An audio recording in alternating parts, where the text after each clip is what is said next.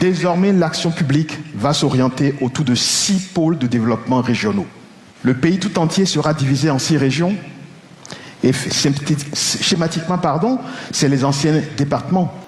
On a vu ce matin ce que le ministre d'État, Romain Douadaï, a présenté comme son projet de société.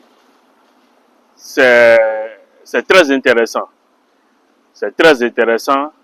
Ça prouve vraiment qu'il connaît les Béninois et qu'il connaît le Bénin. Et qu'il sait désormais de quoi nous avions besoin et ce que nous n'avions pas besoin, on laisse. Il sait désormais comment les Béninois souffrent, le niveau de la pauvreté que nous vivons au Bénin, il sait. Et il a dit que le temps qu'il avait à faire, ce qui est corrigeable serait corrigé. Il n'a pas parlé de la voie, il n'a pas parlé de ci, il a parlé de la manière dont nous, les Béninois, nous vivons au Bénin. C'est de ça même qu'il s'agit. Et aussi, il a aussi parlé, les artisans, les comédiens, et c'est des choses-là, ils doivent avoir un salaire minimum désormais. Ce qui est très bien réfléchi, c'est une décision très louable qu'on doit applaudir. Et il a même dit que désormais, les centres de santé, les soins, les premiers soins doivent se faire d'abord avant les soins.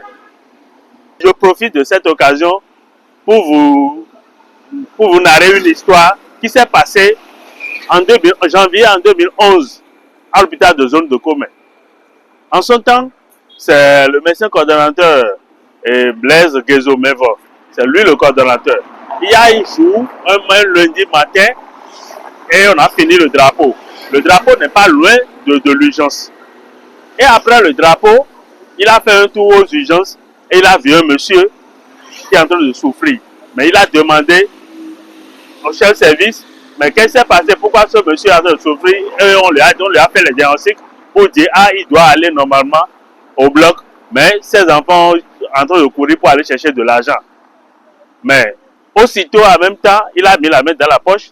Il a fait sortir 80 000. Il a donné pour dire, ils n'ont qu'à couvrir l'ordonnance de l'anesthésiste, du chirurgien, et qu'on amène le monsieur au bloc.